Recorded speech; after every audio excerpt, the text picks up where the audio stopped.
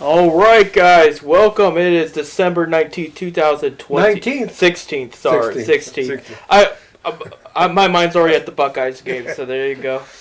I'm Chief Wahoo. This is Slider, the mascot here.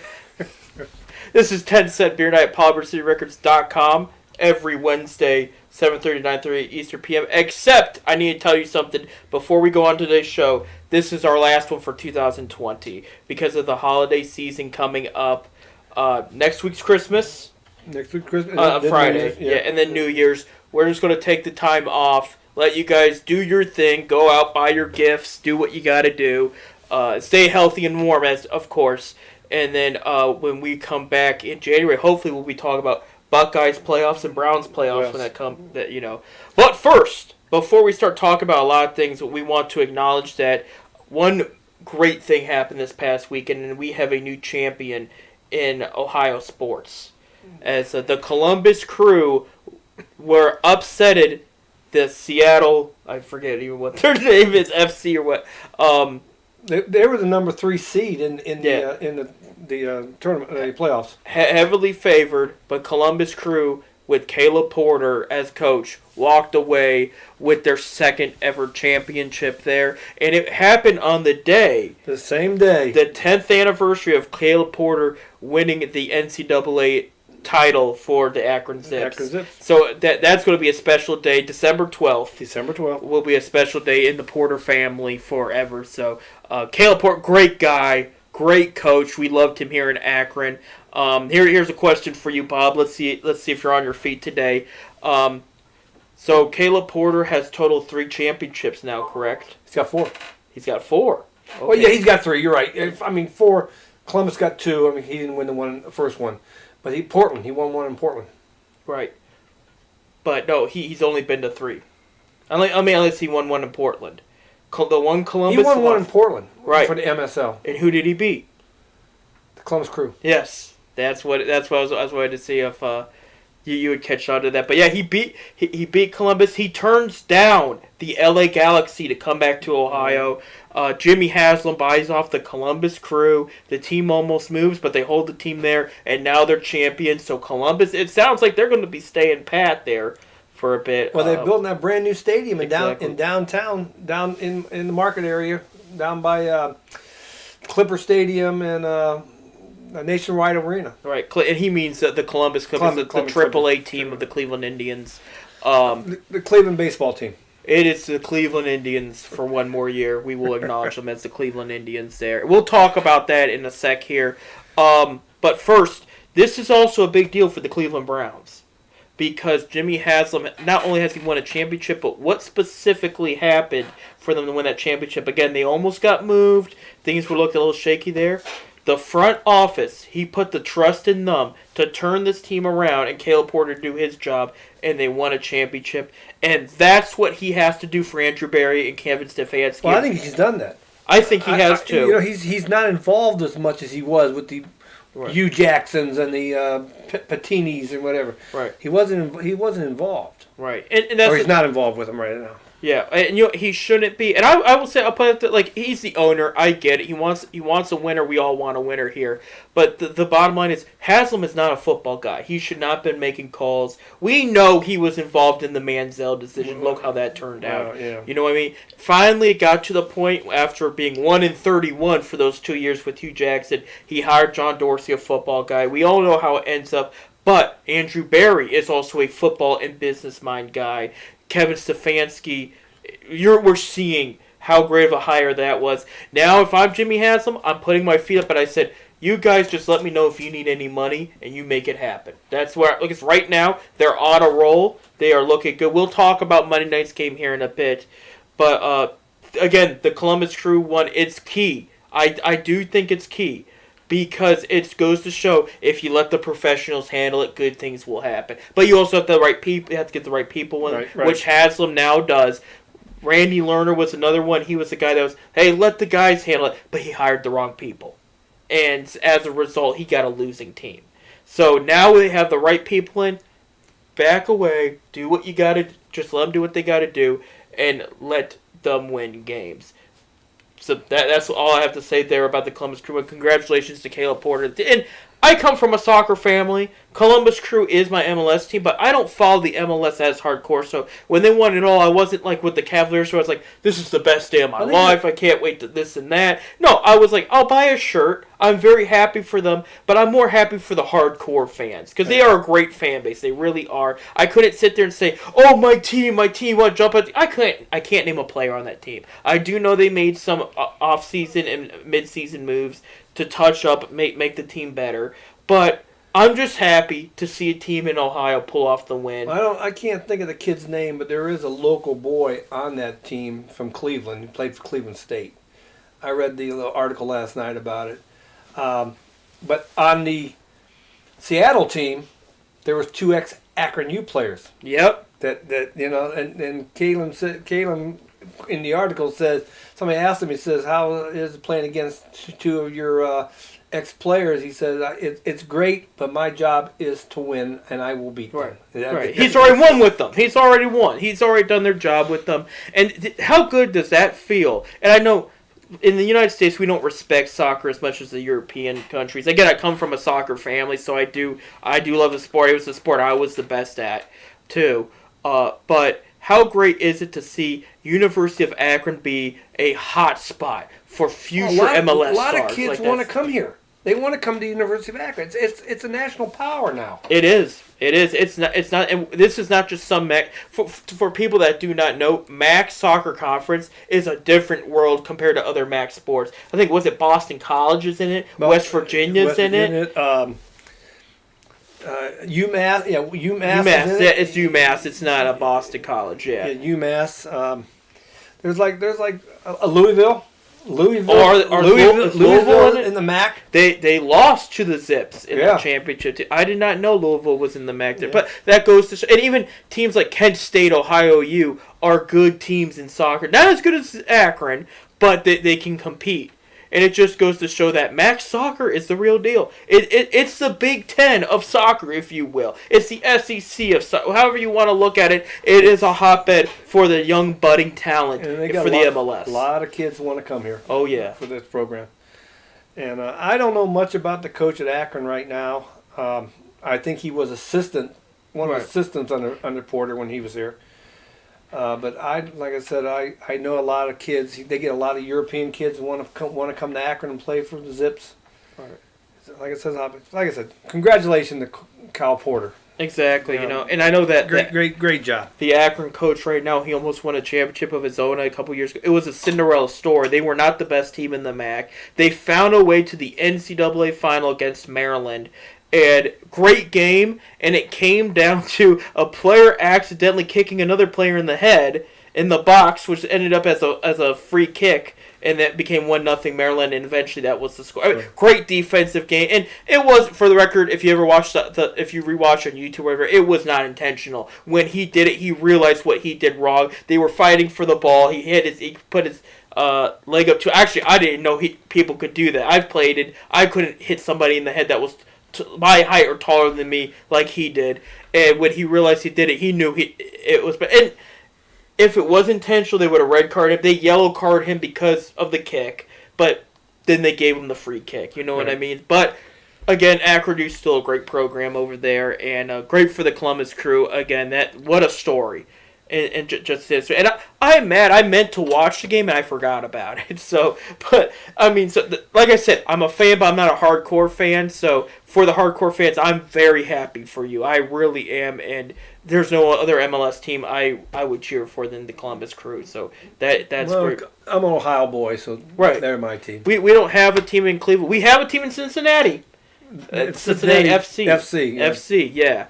But they're a new team, and actually there were some fans from Cincinnati that were very generous and gave the pat on the back to Columbus and said, "Hey, from your neighbors, congratulations." So it's an awesome feeling and whatnot. I'm going to talk a little bit something that hit the national news. We're gonna touch upon the subject regarding the Cleveland Indians. They will be the Cleveland Indians for one more year. I'm sure everybody's heard this story because it was reported yesterday from reliable sources that yesterday Major League Baseball bought the rights to a team name being the Cleveland Citizens. There has been no comment made by either the Indians or the Major League Baseball concerning that team name. But right now, it's looking like if this is true, and it's looking like it's like I said, reliable sources reporting it. They have proof of the documents about the copyright. Why the Citizens, Bob? Why do you think? I don't know. I don't know. I really don't. I have personally, I think it's stupid. It is silly. I mean, I'll be honest with you. I think it's stupid. A couple names have been tossed around out there. Of course, the one I like the best is the Cleveland Rockers. We are the Rock and Roll Hall of Fame, capital of the world. Cleveland, Ohio is, and of course, a lot of people are talking about the Spiders too. And that was our National League team in 1896 when we were in the National League. Was the Spiders, and of course, a lot of the a lot of people go back to our roots. Started out as Spiders. I like the Rockers. Let's keep the Rockers. Yeah, I want to make a cut. Like, I've accepted the fact that this is a thing. This is happening. You know what I mean? It's tough. It's weird. I want to just make it clear, no matter how you believe how the Indians name came about, there's a couple different theories and stories. This was never meant to be negative. This was never meant to be targeted at a group. This was never meant to hurt anybody. It was only to honor. And I believe that. And I know... It was from what I've read, it was to honor Louis Sacher or whatever his name is, the Native American Indian, first Native American ever to play Major League Baseball. Correct. And he played at University of Notre Dame. Right. Before he went to Major League Baseball, and that's how they honored the name in 1915. Now they were the Spiders, the Blues, the Broncos, a lot of names up until 1915, where they changed the name. They were the Naps before they became the Spiders. Then the Spiders were, it was the Spiders and the Naps, and then they were the Blues. And then all of a sudden, 1915, the name had to be changed for a reason. I don't know what it was. But so let the people vote. And most people like the idea of the Native American Indian, Louis Satchwell, who was a star of his time there. Right. To me, they honored. To me an honor. As for Chief Wahoo here, a lot of people think that's offensive. It's a caricature. It's a character. It's a smiling face. It's like for us white people, the Hungry Howie's logo. If I've always compared it with that, it's a goofy logo for a pizza chain. It's the pizza chain. Again, it's not offensive. Personally, I don't see nothing offensive about that. But then again, no, I'm not. Characters. They aren't to knock. They were for fun. You know what I mean? It's based off the Little Indian, which was a comic strip at the time. Who was the Little Indian? Was everybody's best friend. He was everybody's hero. He played baseball. He did all kinds of stuff. But that's what it was. But here's the bottom line. No matter how you feel about it, this is happening. I will throw out there, because I always said this show should be uncensored and speak the truth. I do feel this is for business reasons only. To back that up, first of all, if this is so offensive, why are they waiting a year? There's that point there. The other reason is there's been rumor the Dolans have the lease of the stadium until 2023. We discussed before the show, and there's been rumors about a potential sell. Right now, the team is hurting for money. It came out embarrassingly last weekend. They were interested in Dave Dole, a great center fielder for the Rockies. They said he wanted too much money, and he signed with the Rangers for 1 year, $3 million. Any other year, they would have been able to afford that contract. And a lot of teams lost money this year. A lot of teams. I mean, there's only 3 or 4 teams in Major League Baseball can honestly say they either broke even or made money. Right. And those are the major market teams. And I don't know. The name change to me, I think, sucks. And I'm gonna come out and say it sucks. I don't see nothing offensive about it. That's like me. If you want to be technical about it, I'm Italian German. All right. All right. I don't get offended if somebody calls me a wop or a kraut. It's simple as that. Okay. It's simple as that. It is. Yeah. No, and I get it. And I knew a couple, not very many Native Americans. Unfortunately, there's not a lot of them around this area, but I knew a couple that did love Cleveland Indians baseball and loved the name. I think a majority of the Native Americans out there don't care. Well, didn't they have a closed-door meeting with the owners and said the name didn't bother them? That's, from my understanding, that's what happened. I tried looking But it you up. got that and the mainstream one- media wouldn't report something, so it made me kind of suspicious. But you got that one group out there. That one group out there. I mean, with the guy that got in trouble for taking the grant money and buying alcohol and gambling and all kinds of stuff. That's a true story. That Native American man that got in fans' faces a couple years ago when they were in the playoffs, probably 2013, 14. It was one of the early Francona year ones where they made the playoffs, and he was given $50,000 of grant money from the government to give to the Cleveland Native American Foundation, and he never gave it to him. He never gave it to him. Never He's in gave it jail to him. right now. That's here's the thing: is I want to now move on. Like again, I don't like it, but it is what it is. It's happening.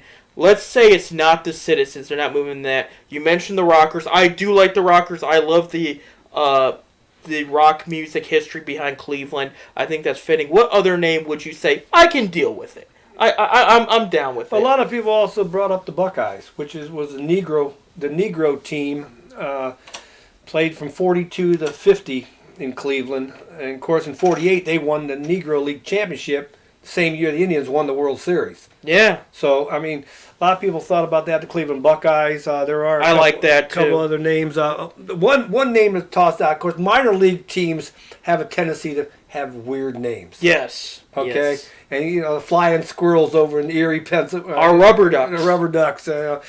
But another name was brought up was the Burning Rivers. Oh goodness, I couldn't deal with that. I came up with a couple. If you want to, I brought up before the show the Cleveland Americans because we are red, white, and blue. It would honor all Americans. It's kind of like a New England Patriots thing. We could do something for the veterans and the soldier, like some charity events and stuff. But it would be a name with less risk. Because, okay, it's patriotic, it's still relevant to our Native American, but all American heritage, And where I think the Citizens is just legal American, you know what I mean? It kind of puts emphasis on that. Right. Where I'm on the fence about that one. Another one I came up with, and this is just because I'm weird like that, the Cleveland Scare. Do a horror type what, but not it's more minor league. I understand the scare, but you could do more monster mascots with Slider. Again, Slider's the mascot, not Chief Wahoo. He was never the mascot. I hate when people say that. He was never the mascot. They're like, oh, screw your mascot.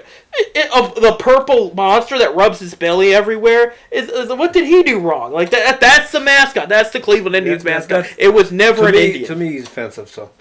Oh, really? Does he scare you? Well, we'll cancel Sesame Street. We'll cancel everything along those lines, too. But another name was brought up, I kind of like it, was the Cleveland Unions.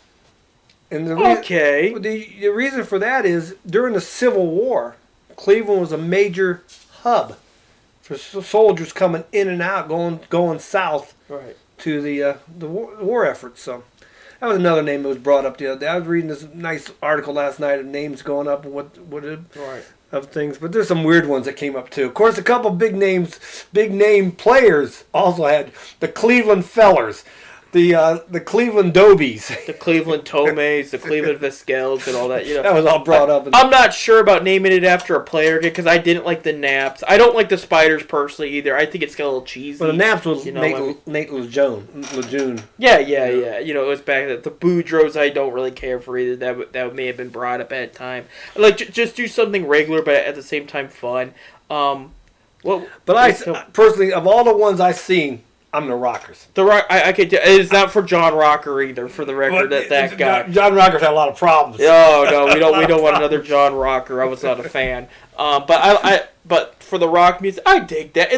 Instead of having the Indians at the top of the scoreboard have a nice guitar and stuff, and say the Rockers right there, I could do it. But going back to they had the guitar at the All-Star game. Yeah, that's what I mean. I loved it. I loved it. It was such a great look, But going back real quick, let's say it is the Citizens.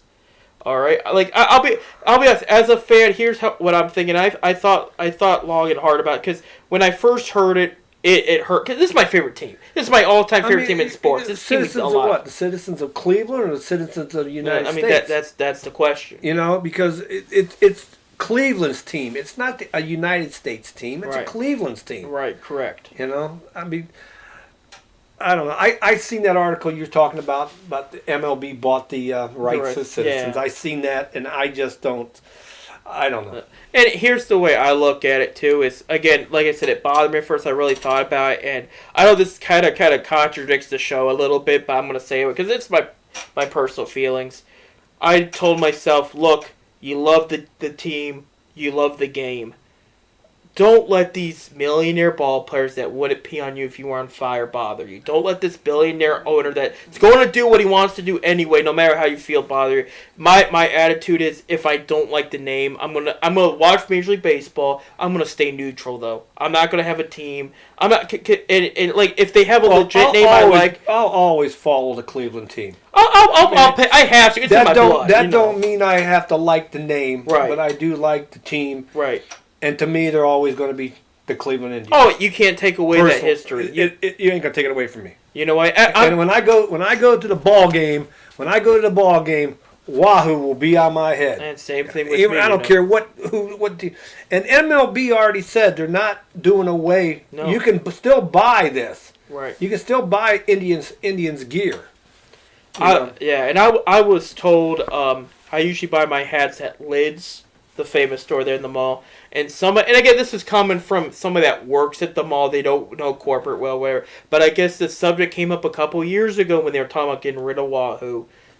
What are we going to still sell it? And they said, yes, we're going to label it retro, and it's going to be on our shelves. And it's still on the shelves there, yeah. Once I'll tell you what, once this goes, because it already went, they've got the block C now they wear. Yeah. But once the logo goes, people's going to go out and buy it. Oh, yeah. They're going to go buy it. Oh, exactly. This is a marketing thing now, man. It is. It is, And again, we wear it because it's fun. We're not attacking any group or anybody. That's the thing people don't understand. When we go to these games, we're not going there mocking Indian culture or anything like that. We're watching baseball. The only thing that comes out of our mouth is "Go Tribe" or booing at the opposite team. We're not Go Citizens. Which citizens, the legal ones, but we're not going to get on that path now.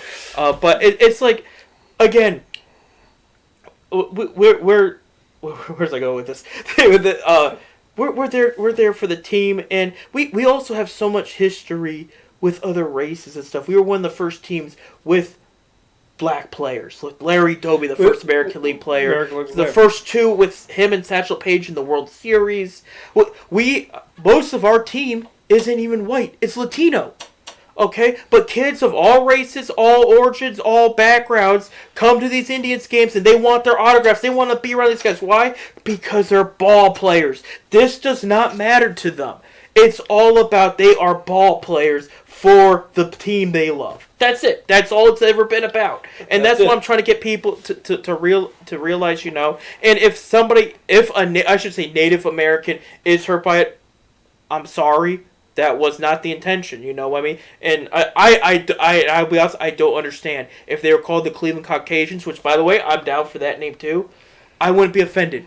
Give us, like I said, a weird logo with the Hungry Howie's logo. Anybody that's not white that wants to come in white face painted for the team, you're not coming in to mock me. I'm cool with it. I have no problem. I'm dead serious. I have no problem. People wear those Cleveland Caucasian shirts, say like, oh, look, try to with their chest out, like, oh, look, I'm a badass now. Right. It's like, do it. Do it. What are you waiting for? Do it. I would wear it with you if they did it, but because it's not a real team, I don't wear it. You know what I mean? Personally, you'll have somebody. Oh, I know. Oh, all over that. The same people that are against the Indians' name. So who's going to be against that? You know what I mean? But I'm just saying, for the record, I do not understand, because if they were to do it the Caucasians, made something weird and funny like Chief Vote, whatever. But that's my opinion. It's sort of like we're talking. You got a lot of people getting in trouble now for saying Caucasians being white, and you got these ones now, the black faces. People are getting in trouble now. Right. Rightfully so. Rightfully so. But that's going to have to stay away from that name. I know. I see it on Facebook. I've seen a lot of people saying the Caucasians. Yeah. But that that really going to set something off. Oh, I'm sure it will. Yeah, and with people, times are different, and whatnot. But I just want to make it clear. Look, the name's going to be changed. We've accepted it. Again, it's for business reasons. It's a marketing tool. It is. It's a marketing. It's for business. And it's risky because it's going to come down to these people that are very outspoken in the name. Have they been to a baseball game ever in their life? Probably not. That's what's going to come. Yes, they have. They've been standing outside with their signs, okay? With the sign. But can they, but that is important. I'm telling you people right now, because that's going to come down to whether we're going to have a team in the next 5 years or so in Cleveland. Because if we make this name change, is it going to be embraced? And I think at first we're going to lose some fans. I think so too. I really do. I think we're going to lose some fans at first. They'll come back. Because they love the game. The true baseball fan is going to come back.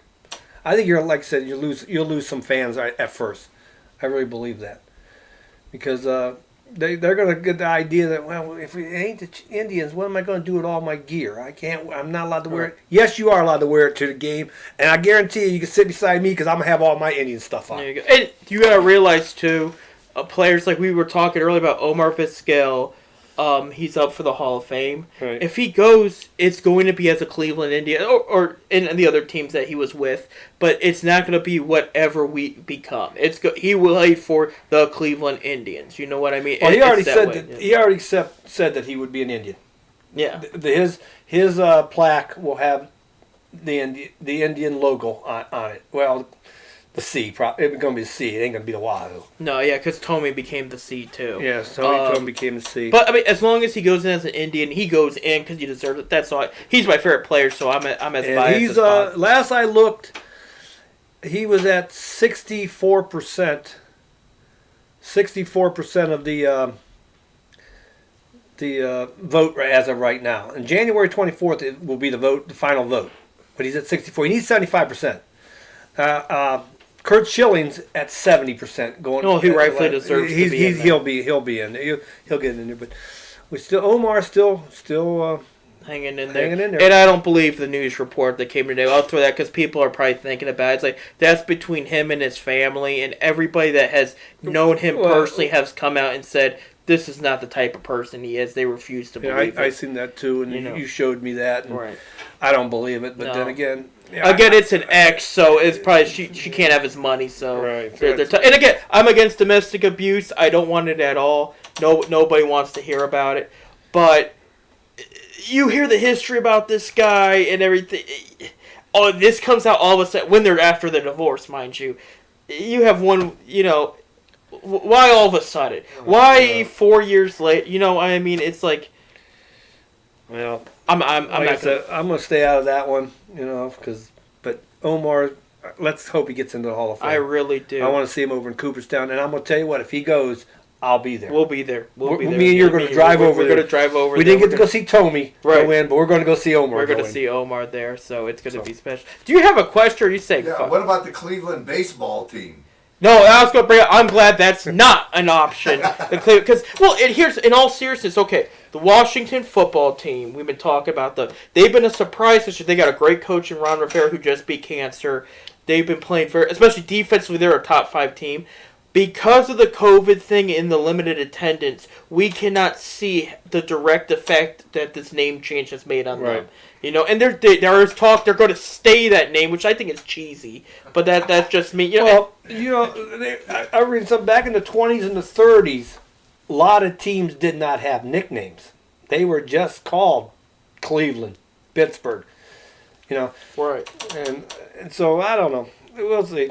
I mean, I don't want to see the Cleveland baseball team. I want to see the Cleveland Rockers. There you go. The Rockers, the Buckeyes, the Americans. I think we've decided. Again, I'm not sold on the Citizens idea too. I think it's a little goofy. I think it's goofy. I mean, they're probably going to change it. I could see white blue color like T with a weird C. That's they're going to keep the black C. They're going to make it weird, and it's just I mean it's they're going to make the black C red, white, and blue. I mean, there's little stars in it for the citizens. I mean, for the Americans. Yeah, that's more for the 4th of July sale, the black C there, but It is what we'll find out. Until then, they are still the Cleveland Indians for one more year. They're trying to build something special there. I know free agency's gotten weird with them. The Lindor talks have they've been overshadowed by the name change talks, so we don't know where they're as at. of right now, there's only 3 teams that even can possibly afford Lindor Right. in a trade, because Lindor's going to make $19 million this season, Right, correct. and if of course we know darn well we ain't going to have him next year. I'm sorry, he's going to make $25-30 million next Right. year, easy. But there's only 3 teams: the Yankees, the Dodgers, and the Chicago White Sox that can afford the $19 million in a trade to get him. There you go. So there's got to be a And the change. Mets. I'm sorry, the Mets. The Mets, Mets yeah. were the other one. Well, it came out by an ESPN insider last week. The Yankees are out on the Lindor sweepstakes. They do not have enough to meet the price of Indians' demands. So unless Well, we're going to get one a lot for him. oh yeah, You know- they're going to want Torres. They're going to want Frazier back. 'Cause you're gonna- they're going to want pitching. That you know. Because whoever takes Lindor is going to be obligated to $19 million. Right. You know, but then if we want something in return, we don't want to lose out. We're going to lose out, period, at the end of the season Right. next year. We got to get something for him now. Right. And we're going to ask for a lot. We're going to ask for a They're lot. going to be asking for probably 3 players that will be eligible on opening day. I know the Reds have stepped aside Have they really? on the Lindor thing, yes. It'll be interesting if the Blue Jays are still in the mix somewhere. I didn't hear that. I heard the Mets were still in there. Because Oh, that they guy's want- loaded. They got a new owner. They want to build. So Yeah, and he's got the money. I can't think of his name now. What he did to make his money, but he's got money. he's got money and Yeah. he's ready to roll. And that's a team that they were in the World Series a couple years ago and they have not bounced back since. They've been struggling. They got like expensive contracts as Robinson Cano, who's suspended the whole next year. They got, Noah Syndergaard has been banged up and everything. They just I should say, not guarded, but they've just been a mess. So they're looking for the turnaround, is what I'm trying to tell you. But the Indians are going to be, rightfully so, they're going to be asking for a lot. So I did hear the other day the Yankees, when they were in the run, still wanted to ship Clint Frazier back here. there you go. Cleveland. And I got mixed feelings because Frazier has potential, but at the same time, me and you have talked about, we are aware of the word and what we've seen about his locker room composure, but it could have been changed by now. Now that he's been up and down with the Yankees and realizing that not everything's a guaranteed thing. I know he wasn't too happy when the Yankees told him to get a haircut. Yep. You know what I mean? But it's like, look, that's team rules. You got to do what you got to do. I wish Clint the best. I remember watching him with the Rubber Ducks and everything. He's got talent. Well, he's got the quality. potential. You know what I mean? But it's, again, he could not stay up in the Yankees. They kept moving up and down depending on injury. So we'll see. But again, we should find out within a month. I would guess about the whole Lindor thing. That's if we get spring training started on time. Right, and there's that too. Owners want to wait till late May for the season to start. We've already missed so much baseball already. Make it worse, why don't you? But they want them to get this shot. They want them, but well, MLB went to the players' union that day and said, we want to jump it a month, right. a month.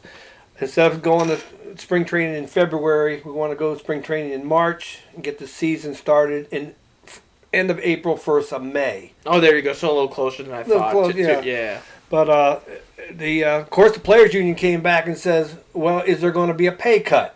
Because Yeah, they need to know. They need to know, and the MLB said yes, there will be. We'll prorate it, and the union said no, that ain't going to happen. We already took a cut this short season, this one, so now the fight's underway. Who knows if we're going to even get baseball going this year? There you go.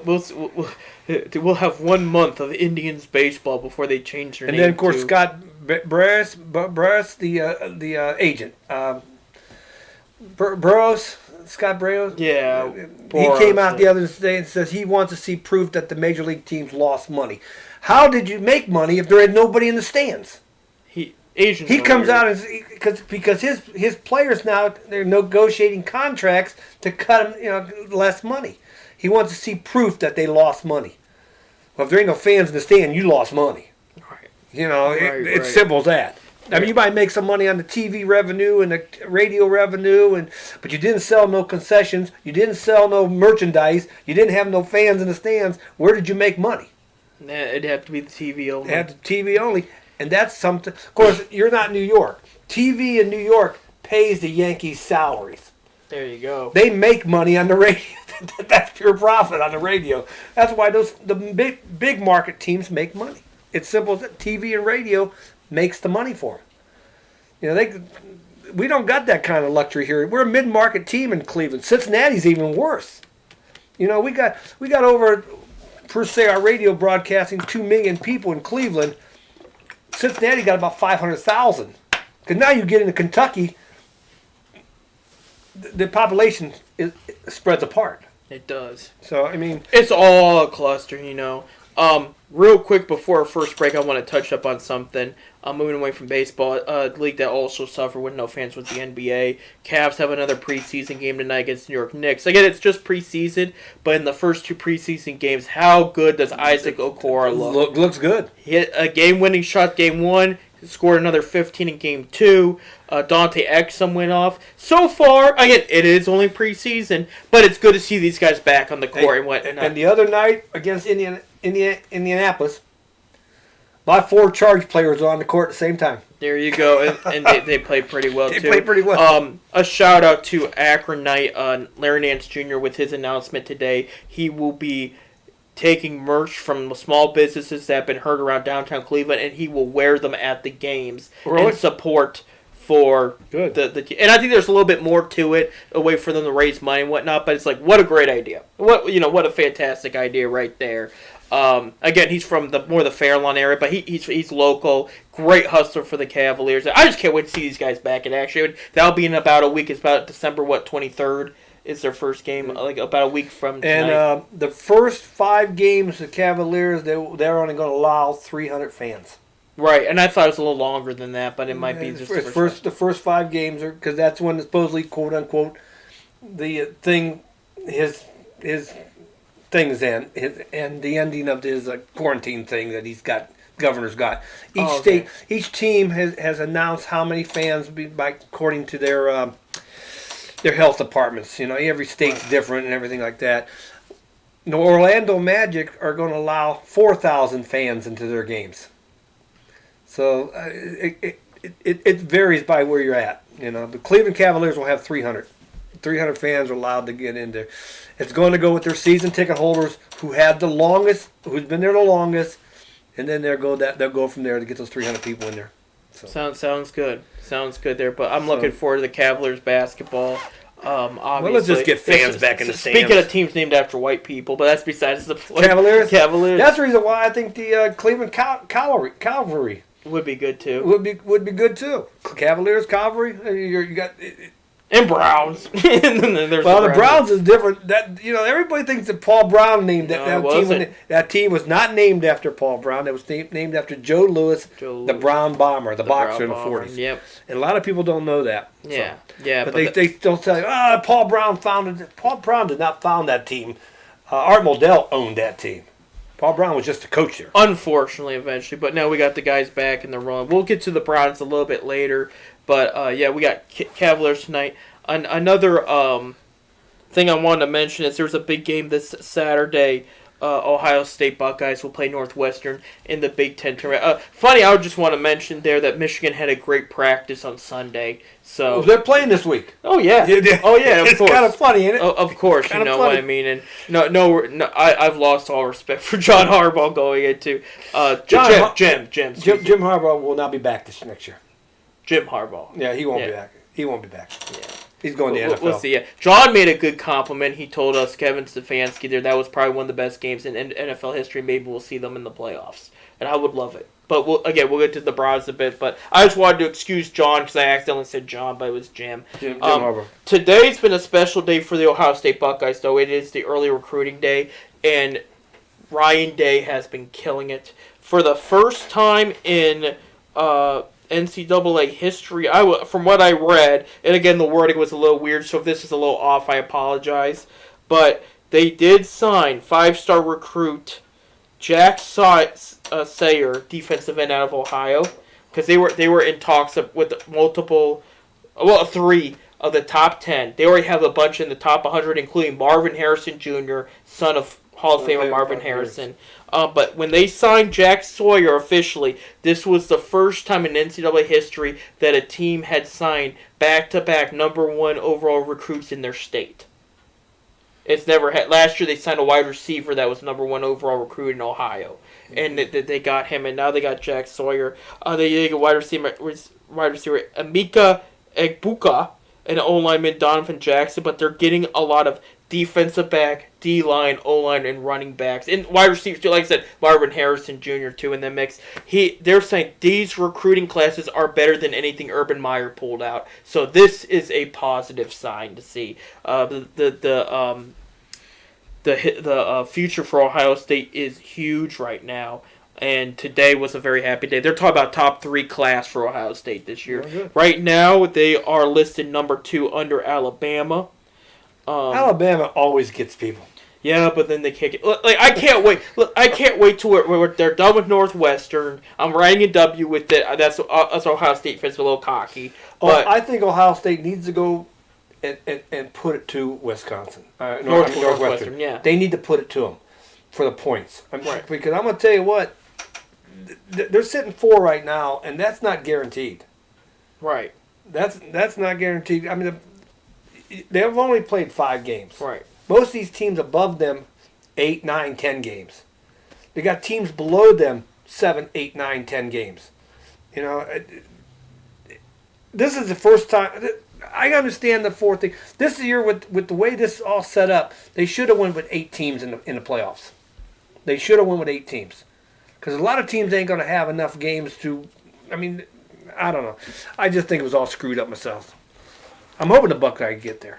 Yeah, and I think what they're going to do is you're going to see what happened with the year they won the championship with Cardell Jones. Thankfully, we're not turning to our 3rd string quarterback here, but remember how much he destroyed Wisconsin, like obliterated them. It was like 63-3 or something like that. It was disgusting. They did it to guarantee their spot in that playoff, and then they went and took on Alabama, who was ranked number 1 at that time, beat them, and then they beat Oregon, and the rest is history. But I do think they do have to run the score up. You're right, and I think they will. Because Northwestern is a ranked team. They're 12th, I think. They're 15th. 15th. They're 15th, yeah. They're higher than any other. If they would have played, say, if Indiana would have been put in there because of the fact that not enough games played, they would have played number 24 Iowa. That would not have gave them enough points to get into the championship. So they're gonna have to, but they need to put a good show, and they can't come out of this game winning 21-20. They need to go in there and give a whoop. They got some extra rest there, which I hope will not backfire. But Ryan Day has proved he is, he's great at a prepared coach. He has all kinds of plans prepared. Going into the game, not just for like the first half or anything. Like every situation, they have a plan for it. Right. So they're going to come out on fire, I think. And again, Fields there. This is a big game for his Heisman bidding too. So and his draft stock. So a lot's on the line in this one. So we'll have to see like how things unfold. But I got a good feeling. I got the Ohio State hat on to support him today. I'll support my tribe. There you go. Support the tribe. Yeah, that's still a team. That's still real. So that's good. And maybe we'll beat the Buckeyes here in a bit. Did we want to talk about Friday real quick? Yeah, let's talk about Friday. Let's get over here, Roger. Come here, Professor Psyops. Who is it? Oh, I forgot to turn my communicator on. Hey, this is Professor Psyops. Friday night. Friday night, 11:30 p.m. That black and white movie. The black and white movie. Ah. There you go. And that'll be Professor Psyops' last one of 2020. And then they're going to show a bunch of Christmas specials, movies. There's going to be a special Christmas movies and stuff on Christmas Day. But Professor Psyops, Friday night, 11:30 p.m. Eastern Standard Time on Polymer City Records Facebook page. Do we know the movie? Do we know the movie this week? Scrooge. The Scrooge. Scrooge. 1925, right? 1935. 1935. Scrooge, 1935 this week. So But next Friday's a good one. So next Friday's a good one there. Next Friday's a good So special Christmas movie, comedy, and all kinds of stuff. And that's every Friday. Again, they'll have some other stuff going on the next couple Fridays after that because of the holiday and whatnot. But again, other than the holidays, every Friday, that's what we have planned here. So we got to take our first break. When we come back, we're going to talk about the Cleveland Browns. Hey, they had a tough one, but there's still plenty to play for, and they're still in the playoff picture right now. We're going to talk about that and more, so stay tuned here at PolyvarCityRecords.com. Give us 5 minutes.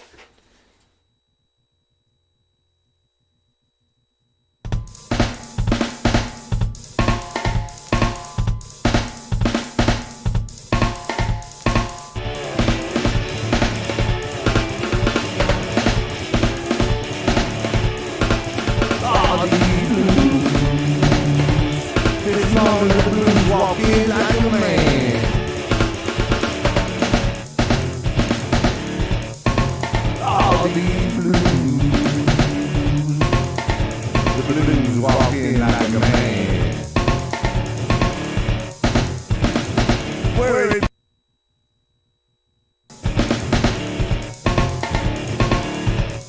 give me your right hand.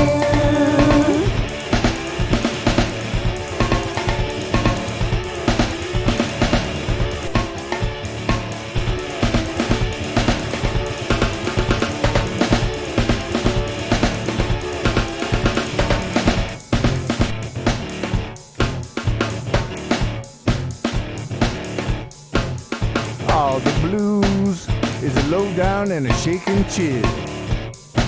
Yeah, it's preaching now. If you ain't never had 'em, I hope you never will.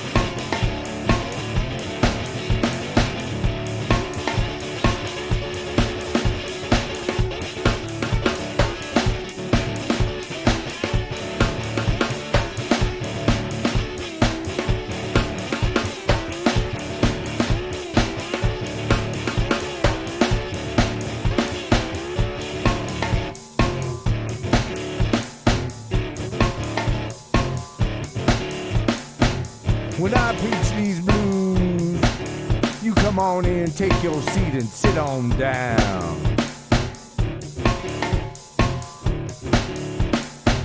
When I preach these blues, you come on in, take your seat and sit on down. And if the spirit moves you, if the spirit moves you, and if the spirit moves you, Lord, if the spirit moves you, jump straight up and down.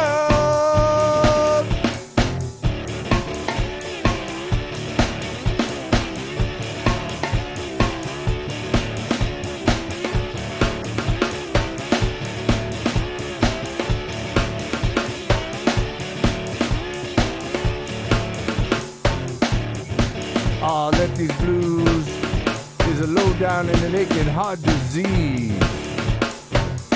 Yeah, these blues is a low down and an aching old heart disease. Like consumption, killing me 5 degrees. I can study the rain, oh, I drive my blues away. I've been studying the rain, I'm gonna drive my blues away. Going out to the distillery, gonna stay out there all day. Up jump the devil.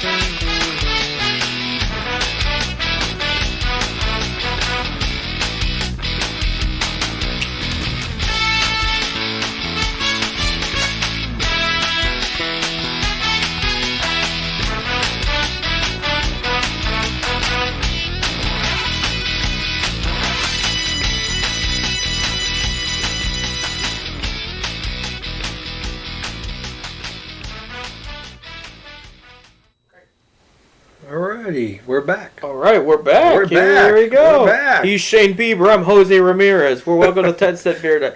No, he's Bob, and I'm Seth. That was one more thing I wanted to bring up, too, as far as the name change and all. We do have a strong Latino program with the Cleveland Indians. What if we had the players' permission and had a logo they approved and they signed off on something if we became the Cleveland Latinos? Hey, I mean, as long as they signed off and said, "Hey, what do you guys think?" and they donated to Puerto Rico, whatnot, you know, I mean, they are technically a 51st state, you know, and they've they will be a state someday. Yeah, they will be a state. I thought they were technically, but that's They're Commonwealth. Yeah, but it's an idea too. As long as they approved it, nobody can say anything against it. You know what I mean? As long as everything was. There's always somebody that'll be against it. Oh yeah, there will be. There's always somebody. I mean, we were just bitching about the citizens, and that's not too bad. You know what I mean? So, but we've talked about that. Let's talk about some football. And there are some different schedules this weekend, so listen up as we give our predictions. And Speaking of the NFL did come out and say there will be no bubble during the playoffs. There you go. All right, and they also today at the player owners meeting today, they are discussing the possibility instead of 16 games playing 17 games beginning next year. Really? That is at the meetings today. So there'll be 18 weeks, and then there would 17 game schedule instead of 16 game schedule like it is now. But adding a game. Yeah, so 18 weeks total, including bye and whatnot. Yeah. That means no team will go 500. So you're either going to go under or over. Then. Yeah. That's going to be. But that was I seen that on the NFL website last night that the owners were meeting today to discuss it. Nothing official about it, but that means they'll probably take out two preseason games too. Well, I always said to me the preseason games you only need one or two. You got because you pretty much know who's going to be your top players going into the season. Right. Well, not just top rookies and undrafted free agents are coming out in camp. But those are the ones you want to see. The drafted guys, the new guys, you want to see them. 1 or 2 games is enough to see what they got, okay? Yeah, add another game. I'm sure they'll cut exhibition season out. Because they play 4-game exhibition season now? Maybe like supposedly. 2. So I'm sure you're going to see that happen. But they're discussing the chance of maybe putting one more game into the regular schedule and probably maybe cutting away an exhibition game. So, real quick, let's talk because this is a very special time for us. We are in week 15. 15. And the Browns are in the playoff picture still. So let's talk about Monday night was a very tough loss. They played very well. Unfortunately, it comes down to we still need some defensive help. Again, like I've explained to people in this year, we went into that game without a starting defensive back active. Harrison Jr., our safety, he's out till at least the playoffs. Denzel Ward did not play. He would have been big in there. Greedy Williams has yet to make a Greedy Williams sighting. That's kind of a little nervous on the Browns' part there. And then Grant Delpit, who was originally supposed to be their starter, that hasn't seen the field yet either because of an Achilles injury. Though that would have been the normal starting four going into the season, not the story this year. Sadejo coming in, Carl Joseph coming in, doing what they can do. Ward has played most of the season, played very, very well, a top corner in the league. Terrence Mitchell has done what he can do. Kevin Johnson too. We need another linebacker in there too, and I think that's what comes down. I know the kicker missed a couple kicks. Baker threw one interception, but Baker Baker missed a couple kicks, but he's had a so-so. I mean, good season. he's had a solid season. He's Yeah, had a solid season. I mean, you can't blame it. You're gonna have your days. Okay? anybody that wants to blame it all on the Baker interception is out of their mind because he played like a franchise quarterback that night. He played so good that I think anybody that's questioning at this, and again, the Ravens defense isn't just some kind of defense. That's a good coached. They got players all over the place that are high NFL quality. They play just so well there. It just stunk that it ended the way it did. Well, like I said, defense sort of when you got like a fourth and 11. He runs for the first down, gets them in the field goal range, which their kicker is a very good kicker. He's the best in the league. His longest was so far this year has been 55. He hit a 55-yard against the Browns to win the game. He's hit a 61 before and all that. But, I mean, this year was 50. Yeah, 55. Yeah. And when the defense, and they had a chance to get Baltimore's quarterback twice trying to run for that 11 yards. They had a chance twice. They could have stopped it. The game would have been over then. With a minute something to go in the game. And it comes down to a couple plays, too. One of them being Stewart and Terrence Mitchell clashing against each other, leaving Brown wide open for the touchdown, that fourth down right there. There was a third down stop early in the game when it was early momentum, which has been huge for Browns all season, and Stewart gets a terrible pass. It was pass interference. It was just terrible on his part called there. I like Stewart. He reminds me of Buster Screen, a guy a little shorter, really fast, but he could bring down anybody in there. But he needs to be careful of those penalties, or he will not be a Cleveland Brown much longer. I know Stefanski's been cracking down on those. The positives I'll take away again. John Harbaugh saying this is one of the best games he's ever seen in his life. It was a great game. It was. I'll be honest with you, I got to watch it. Okay. They hung it. This was a playoff game in a way. You know what I mean? This was one that I will say was must win for both teams. More for Baltimore than Cleveland. Yeah, but these two teams could meet again.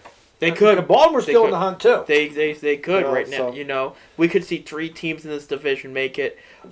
Looking ahead, we'll talk about the Giants game up, but they have Giants, Jets, and Steelers. I mean, they got a possible 2 out of 3 wins here. Right. I would like to see all 3. I like to see all 3 wins. So don't get me wrong, but we need to. We need to just go out one game at a time, like Stefanski always says. Yes. One game at a time. We need. The Giants is an improved team. They are in the playoff hunt. Yeah, they want to win. Their defense isn't bad. Their offense is awful. But we'll get back to that game in a little bit here. But I just want to touch up on this past weekend's games. I know the Pro Bowl voting is going. Hopefully, hopefully Browns players make it now and get canceled later. That means they're in the Super Bowl. But we're one game at a time, like you said. But there are some that are deserving into the Pro Bowl. I will say Nick Chubb. There is a case for even Kareem Hunt. There is depending on how Jarvis Landry ends the season. There's now a case for Baker Mayfield. There's a case for Denzel Ward and Myles Garrett. Now, is Ward going to be back this week? Maybe. They said he was progressing. He almost could have made this pass. And I'm glad they didn't rush. And as much as we would have needed him in that game, it's better to have him as healthy as possible going in. Now, I will say this has been his most healthy season yet. He's missed, 2 games, I think, right. Where the others he had concussion issues. But when the guy plays, he's one of the best in the league. He is very good. So it will be encouraging if we see him back there because you put Ward on this weak Giants offense, you pretty much have things covered there. So hopefully we'll see him back there. But things are still looking good for the Browns despite the loss there. And the thing I'm comfortable about this, like I said, I was disappointed, but I wasn't mad. Reason being is I know Stefanski isn't going to brush it off and say, well, I mean, we did well, we'll move on. He's going to take every little thing they did wrong and improve it this week. So they don't make those mistakes again and they learn from it. He's all about learning, improving, and adding. That's all. He doesn't come in with the same game plan. Let me tell you guys something. A lot of people might not know this. When he was offensive coordinator for the Minnesota Vikings, he drew up 10 new offensive plays a week. What he would do, he would sit there and watch the top 10 highlight reel plays of that week in the NFL season. He would take the tape, zoom it out, be like, okay, what did they do? I like that, I like that. He would edit it for his own players, and he would present it at practice. They have 10 new plays a week that they work at. So teams that think they've kind of figured out stuff, he throws curveballs all over the place. You know what I mean? He's a good coach. If you would have told me at the beginning of the season when we played Baltimore on Monday Night Football, if you would have told me they moved to Sunday night against the Giants, I would have said you're on crack. But if they told me Monday Night Football, they gave up a late touchdown and they score 22 seconds later, clockwise, not reality-wise, I would have said, there's no way they would move the ball like that. Oh, yes, they did. They did it. They played well. We will get back to the Browns in a sec. We're going to do our whole league. We're going to do our predictions of the week now. For Week 15, we are getting to the grind of the NFL season. So here we go. We're going to start with tomorrow. We got our first, well, not our first, but we're back to Thursday Night Football in Las Vegas as the 4-9 Los Angeles Chargers will play the 7-6 Vegas Raiders. This is a division matchup there. Raiders need to win if they want to stay in the playoff hunt. How you and John Gruden is calling Justin Herbert a superstar in the waiting. How do you feel about this matchup? I'm going with the upset here. I'm taking the Chargers. I'm going to take the Over the Chargers. Raiders. I'm going with the upset. There you go. I'm going to go with the upset too. And as long as things are organized, again, Coach Lynn, his status is kind of up in the air right now. Good offensive mind coach, good offensive coordinator, running backs coach, whatnot. Their passing game is through the roof. However, I don't know if you heard this, but he took over special teams duties this past weekend, and he had a goof up that costed him a chance at a field goal. Or they almost didn't have to do the last second field goal. He's got to prevent those goofs. You got to be organized. You got to be on the ball. Especially John Gruden will take advantage of you. If you go look at the Browns too, that was one of the teams they lost to. One of the barely winning teams, I should say. They've only lost to winning teams so far. The only non-division team they've lost to so far, the Browns. So John Gruden will take advantage of any mistakes you make. I will go with the Chargers though, because Herbert's playing well. He wants to lock up that Rookie of the Year. He had a so-so game last game, but they're not perfect. He's a rookie. He's played above average there. It's going to also come down to this Charger defense stepping up, and this Raiders team is still banged up on offense. Derek Carter. I do see the Chargers pulling this one out. How many points are we thinking on this one? I think it's going to be close. Yeah. I think it's going to be maybe 24-21. I'll see that, or 24-17 or something like so- that. A 3 to 7 point ratio there. But Chargers coming into Las Vegas. Poor Las Vegas still has yet to have any fans in their new Brand new stadium and no fans. Same thing with Los Angeles, though.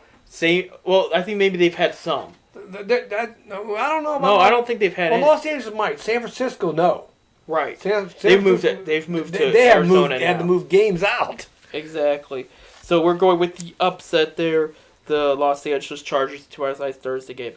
Ladies and gentlemen, listen to me closely. I know we've all been busy, but we have 2 Saturday games this weekend. You heard me right. There are 2 games on Saturday. But there's really only one Saturday game. One worth it? Is that what you're trying to say? Buckeyes and North. Okay, all right. He's going to be like that. That's at noon, okay? So these games are after that game, all right? Buckeyes are at noon. At 4:30 on Saturday, December 19th, the Buffalo Bills, who are 10-3 that just beat the Pittsburgh Steelers this past weekend, will play on the 5-8 Denver Broncos, who are a little underrated. Who do you like here? Bills. You like the Bills? I like the Bills. There you go. If I remember right, I seen the Bills they did clinch a playoff spot already. They Probably haven't- with the Browns loss there. Yeah, they haven't clinched the division, but they did clinch. They're guaranteed a playoff spot. There you go. So Good for Buffalo. I'm going to go with Buffalo too. Denver, underrated defense.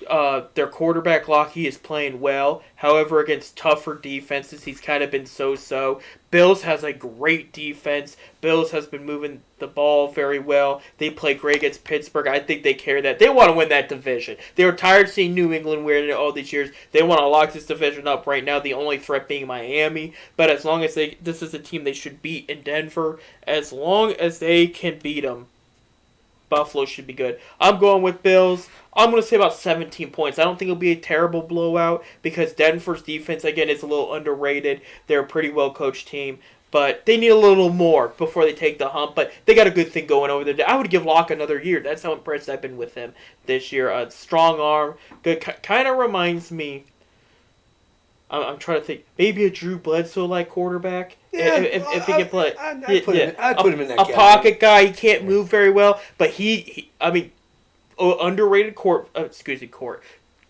Cavaliers. Underrated field vision, and he's got a strong arm. I would give him more weapons next year. See what he does, and then because as far as top tier quarterbacks in this draft, you've won too many games to grab one unless you wanted to trade up.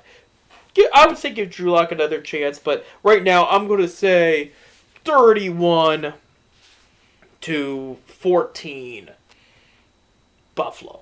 I'll go 28-14. 28-14, I could see that there. It's good. I can see Buffalo running away with this one there. The next game again on Saturday. This is the 8:30 one. The 4-9 Carolina Panthers will take on the 10-3 Green Bay Packers. Aaron Rodgers continues to play well. Panthers have dipped a bit. They just have not played up to par. They can move the ball well on offense, but just their scoring is still not as consistent in the end zone, I should say. And their defense is young, and now it's starting to show a bit. What are you thinking here? Well, I'm taking the Packs. 'Cause first of all, it's in Green Bay. We got a storm front coming in, so it's going to be Normal Panthers December game. Yeah. Unfortunately, no fans. That's really hurt them. Yeah, but the Packers. I think it's going to be like 42-10. There you I go. think it's going to be a blowout. LaFleur kind of reminds me a little bit of Stefanski, a young offensive mind that's been winning, and has a team on the right page. Actually, that was one guy I wanted the Browns to look at before they hired Freddie Kitchens too, and he's worked out very well with the Packers. I mean, he only lost 3 games last year, I think 2 or 3 in the regular season. He's only lost 3 this year. Panthers are young. I think Teddy Bridgewater, who is playing very well, I'm very happy to hear his story along with Alex Smith, but he needs more weapons. Again, the defense is real young.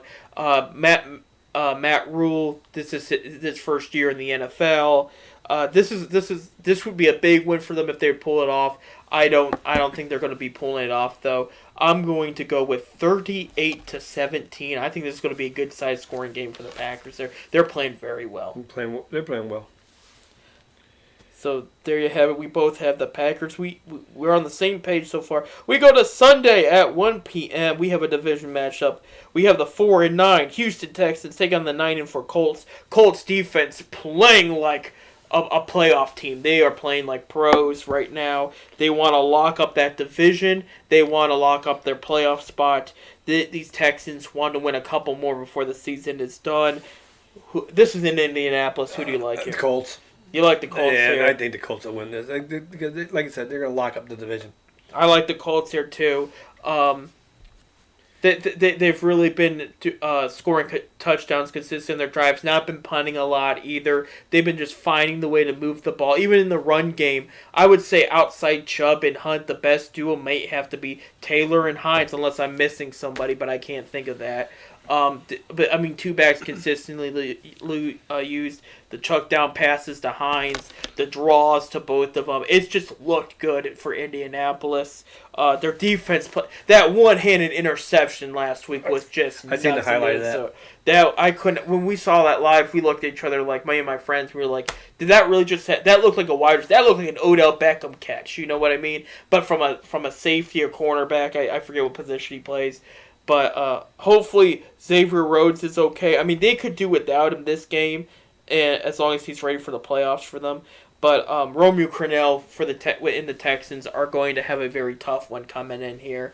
It would be big for them to upset. Romeo's done a great job in Texas. He does. Just plug in the right general manager. They might want to keep him. That's what I mean. I wouldn't put Crennel, even though Crennel's never had a general manager opportunity there.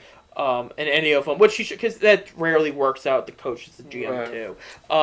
But if the team feels comfortable with him moving forward, they just need some more help, especially Watson. It's tough when you've traded away all these high picks for these players. Some of them worked out, some of them haven't. You have wide receiver that's in trouble and whatnot. It's been a hassle for Houston. But they've made a little bit of again 4-9. I know it's not great, but they're in a better position than I thought they would be. Like when they first started the season, it was a mess. Like I said, they're fighting it out for that division with the Titans. They're both 9-4. Oh, you're talking about Colts. I was talking about the Texans. I'm sorry. Yeah. No, Colts have had a great You're season there. And you know what? I don't know if they'd be in a better position if Josh McDaniels was coach. If you can remember, he was originally hired. Then he up and left a day later to go back to New England. Then they hired the then offensive coordinator for the Eagles, who kept the staff McDaniels hired. I don't think he left one day. It was like after a week or something. And they're playing great football. That's a well coached team there, and they don't have a future at quarterback yet. Rivers is just a plug in for this year. They're going to have to look at that in the future there.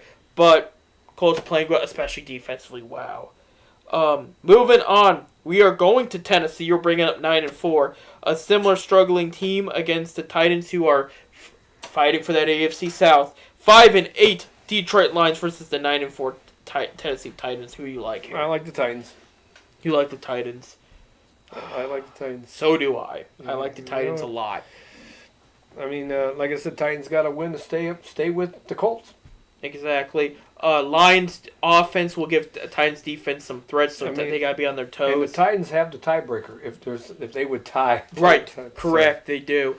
Derrick Henry running like a machine. We keep talking about Nick Chubb, but in reality, Henry's been the best running back of the year so far this year. Again. Just been a workhorse. Chubb missed 4 games. Yeah, so. That's part of it too. And nothing. Kareem Hunt held down the fork, and Chubb's style fits in Cleveland. You know what I mean? Not that Derrick Henry won it, but these are two great backs that deserve two SEC guys that deserve the spotlight here. And then of course Hunt being a MAC kid, that's kind of cool from the area. You know, that's why I was like the Cleveland kid score. Which I will say the disappointing thing about this past loss, even though other than it was a loss, this was the first game that Chubb and Dwight Teller started, and Chubb and Hunt had touchdowns, and they lost. So they were undefeated with that combination since. But back to the Titans here. They're playing good football, but the defense has to be on their feet against this Lions offense.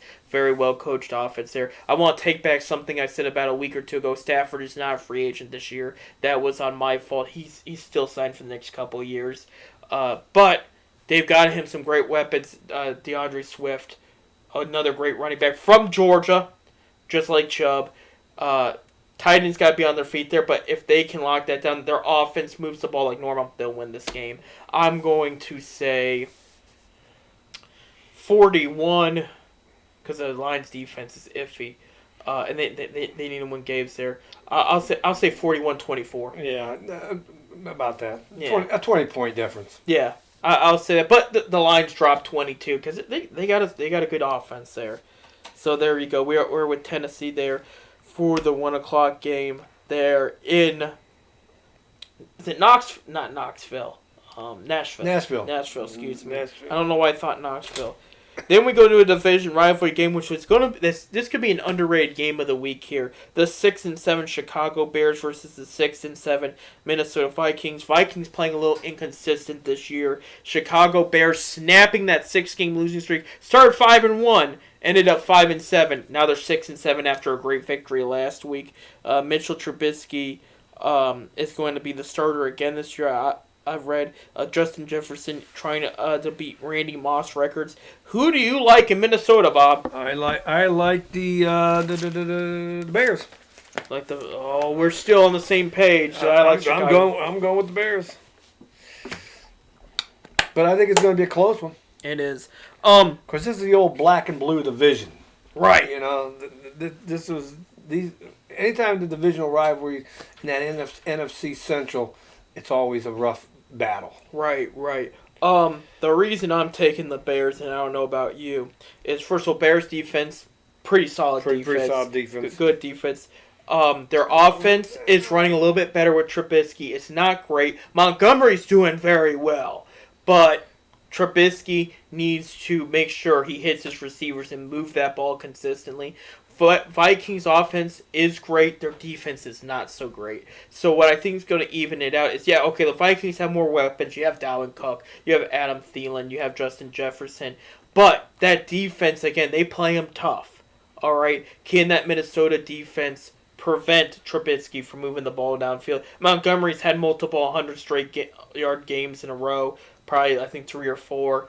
Can he have another one? But the Bears, they got the monkey off their back. They snapped the losing streak. Now I think they're in a more winning attitude. And Nagy's got to win a couple before the end of the year. He's a great coach. He needs more. I don't think he should be at the hot seat at all. He brings a lot. He brings a lot to offer to that team. They just didn't have an answer at quarterback this year, and that makes the big difference there. That's one of the reasons I thought they would be a top 3 draft pick in the next draft, is because I thought they would be looking at Trevor Lawrence along with Denver. Well, they've played better than I thought they would at this point. What are you thinking as far as score goes with this one? And like I said, I think the Bears are going to take it 17-16. 17-16. I'm going 17-21. They're going to put the Vikings in a position where if they get the ball last, that they can't get a field goal, but they have to get a touchdown to win. You know what I mean? I think it's going to be close. And I think it's going to be decided in the last couple plays. Right. I think they're going to limit Dalvin Cook a bit. I think they're going to limit Justin Jefferson. But Thielen might have a solid game there. But it's all going to also come down to Trubisky moving that ball and hitting I almost said Alshon Jeffrey, but he's been gone from that team for a while. Allen Robinson, you get him involved. He's a great receiver. That's what they're going to need to do. This Vikings defense has been just as disappointed as this Bears offense. So one of them's going to have to give away. That's really going to decide the winner right there. Is between those two right there. So, we got Bears winning away against the Minnesota Vikings there. We will go to Washington as the Washington football team continues to fight for a playoff spot. They've been playing very well. They had another victory this past week, but Alex Smith banged up. They don't know if he's going to play yet. And they said Antonio Gibson don't miss practice, but could miss the game. They play the 9-4 Seattle Seahawks though in Washington, who are 6-7. Who do you like here? I like the Seahawks.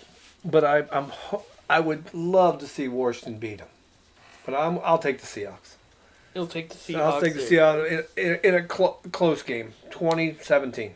2017. I'm going to say more 31-20. I mean, Washington needs this win to stay in the lead of their division. Of course, Seattle is tied in their division with the Rams. Both of them are 9-4. I think it's going to be good. Both teams need wins. Right. So, and it's being in Washington, I think Seattle has a little bit more there. Seattle's defense is still pretty banged up. Washington's defense is a top 5. Washington's offense isn't bad. They've been doing much better every week. I think it's going to be a little high scoring. I'm going to go, because Seattle puts points on the board, I'm going to go more a 31-27 route there. Okay. Again, similar to what I said with the Bears and Vikings, it's going to come down to a touchdown wins and a field goal does you nothing. And the reason being is, again, Seattle can put points up with no problem. They're similar to the Browns, where the defense just isn't always there every game, but they do enough. But the offense always is moving the ball. Except Browns run the ball better than Seattle. Seattle's more passing. But it's going to come down to who's going to play under center for Washington too. If it's Hopkins, I think he's a bit better game. Not Hopkins, excuse me. I can't think of his name now. Ohio State kid. You got Alex Smith. I'll pull it up here just so I can't believe it. It's bothering me there. But it's going. Anyway. Yeah, it's going to depend on. I think he will have a little bit better game than people think. I mean, this is Dwayne Haskins. I mean, this is a must-win game for both these teams. Right, I do agree. It's a must-win for both of them, so it should be a pretty good game. I'm sure if you circled it earlier this year and said that, people would think you were weird, but no, this is a must-win. Beginning of the season, I think Seattle would have killed them. Right. You know, you would never thought Washington would be there. Right, but exactly. They're fighting for. I mean, they're leading their division right now. They're fighting for that spot. Right, and they're very well coached. I mean, Ron Rivera's a heck of a coach. He's done a and great we job know there. there's only one team coming out of that division, the winner of that division. Right. You know. So it's going to be. I think it's going to be a good one. That might be an underrated game, but we're going with Seattle. We picked another away team to win this one, Bob. Here, this one is going to be a good one. All right, the New England Patriots fighting in the hunt for a playoff spot. They are 6-7, and they are in Miami to play the 8-5 Dolphins. What are you thinking here, Bob? I'm going with Miami. You're going with Miami. We have yet to disagree, and that's going to continue right here. I'm going to go with Miami here too. I think it's going to be 17-14. It's going to be a score. It could be a last-second field goal to win in this one. Reason being, Miami wants to win this game. They were tired of New England beating them up for years. New England's going to put up a fight. This is going to be a close matchup. Miami's got a great young budding defense. And the Dolphins are still in the playoff hunt. Right. You know, so and New England still has a solid defense too, like they've always had under Bill Belichick. But Tua Tagovailoa, I think he needs to step up some of his pass game. William Mike Gesicki, I do not know. This kind of up in the air. He kind of got banged up. They're saying it's sounding overall pretty positive, but again, they hung on well against Kansas City there for a while, but they needed to finish it. Cam Newton is not Pat Mahomes though, so if they can make Newton make some mistakes, they could take advantage and win this game here. It is at home. That's the one thing there. But they want this game. There's enough fire in them, just like there is the Bills. They want to be a part of this playoff race. They want to be part of this division. And I will say a Browns loss this past weekend did help them a little bit. Little bit. As far as getting that playoff picture there. So and this would be a big win for Miami. I won't say it's a must win, but this would be a big win for them. Any more thoughts? Nope. On your end there. So we're going with. I got 17-14. Any I'll go 2014. 2014. You think they get another field goal there? I can see that. Yeah, I can see it. I can see that there. So there you go. We got Miami winning in Miami at 1:00. This one, I don't know what to tell you about this one. You got the mustache man, Gardner Minshew, the 1-12 Jaguars going to Baltimore against the 8-5 Ravens, who just saved their playoff pick, which is hopes against. And it's in Baltimore, and I see a murder. Okay, I mean Baltimore knows that we just squeaked by Cleveland. We're still in the playoff run. We got it now. It's like Cleveland. Cleveland's playing two teams that are under 500. They have to beat them. Right. You can't let up. And these guys can't let up against Jacksonville. No, they cannot.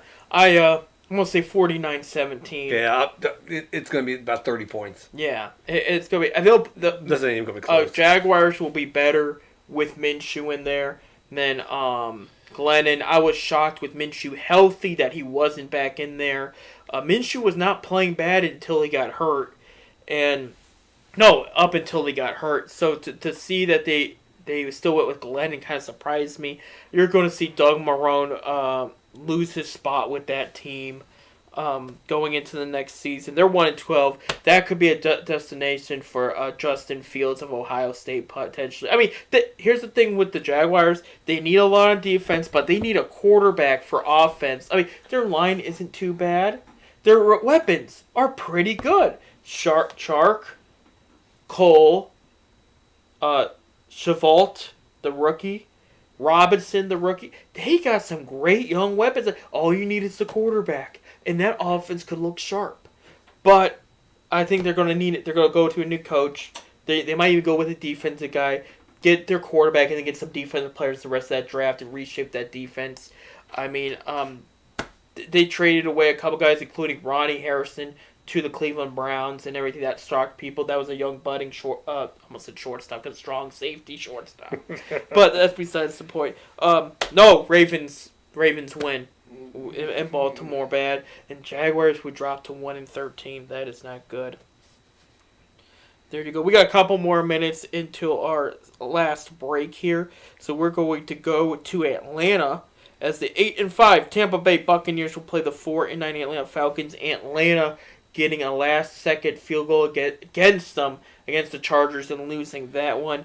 Can they upset the Buccaneers in Atlanta? I don't see it happening. Me And the Buccaneers need this win to keep pace with New Orleans. They do.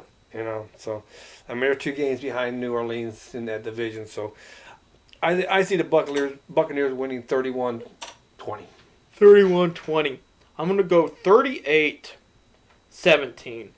I'm going to say about that. It's going to be an ugly game. It's not going to be a good game. Brady's going to have a Brady game. They're saying they're not sure if Jones is playing, so running the ball might be so in that game for them.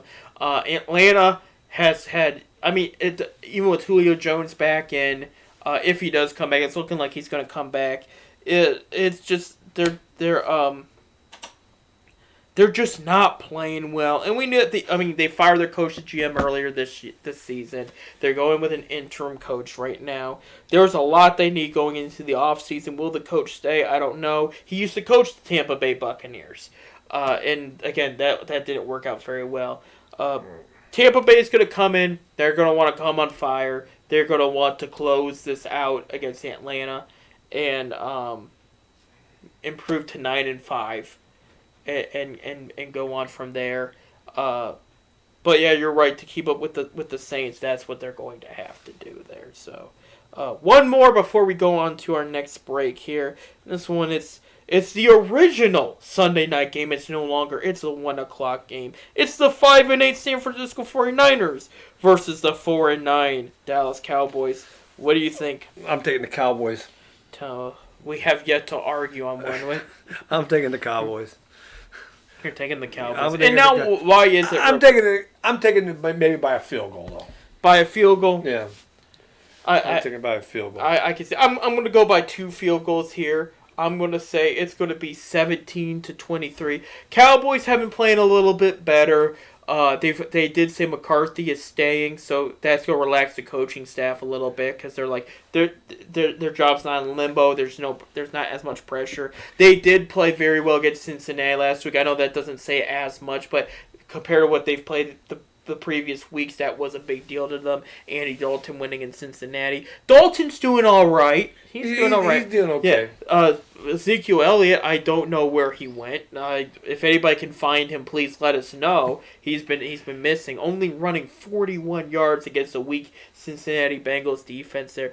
49ers, they're just banged up. That's been the story all year. The largest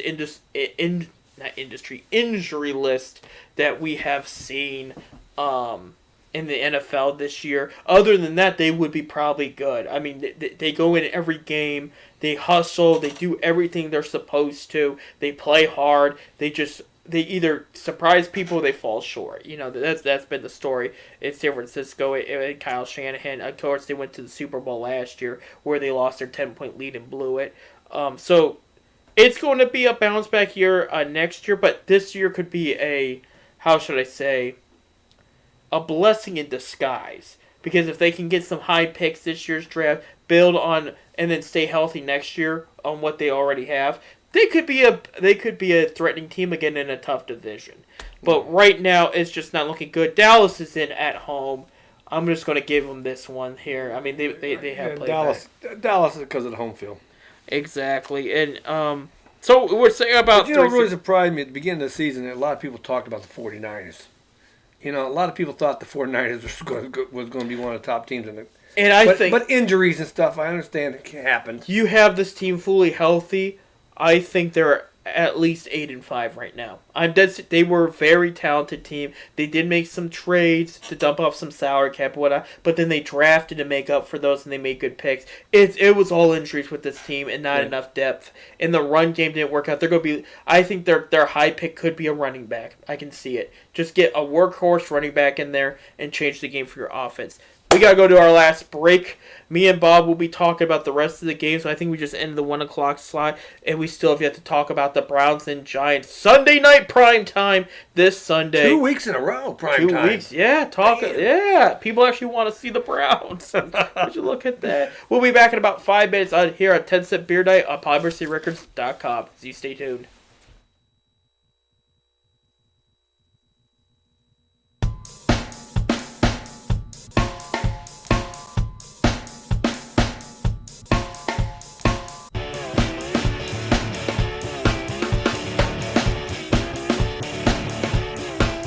All these blues.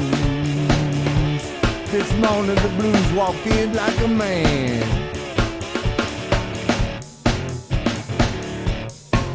All these blues. The blues walked in like a man. Worried blues.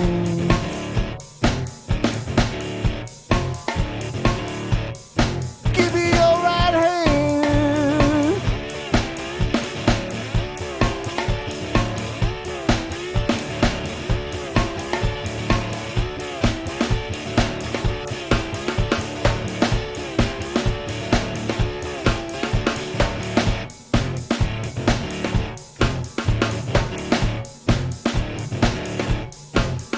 All the blues is a low down and a shaking chill. Yeah, it's preaching now. If you ain't never had 'em, I hope you never will.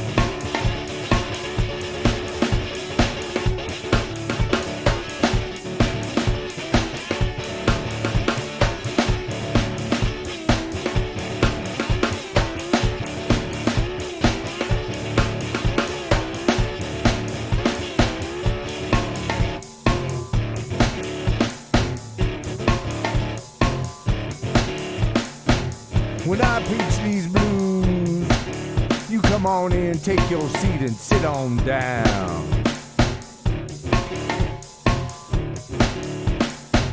When I preach these blues, you come on in, take your seat and sit on down. And if the spirit moves you, if the spirit moves you, and if the spirit moves you, Lord, if the spirit moves you, jump straight up and down.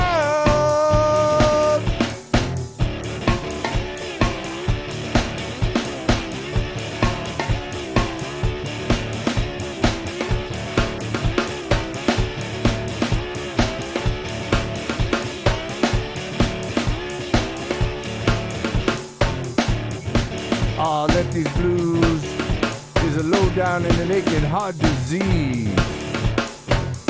Yeah, these blues is a lowdown and a naked old heart disease. Like consumption, killing me by degrees. I can study the rain, oh, I drive my blues away.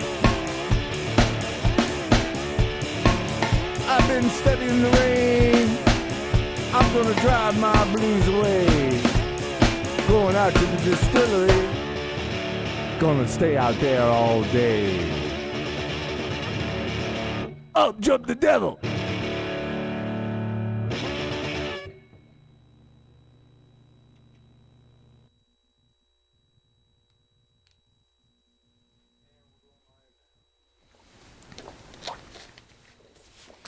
All right, we're back. Alright, we're back. I'm Seth. I'm Bob. There he goes. We were just talking NFL predictions of the weekend.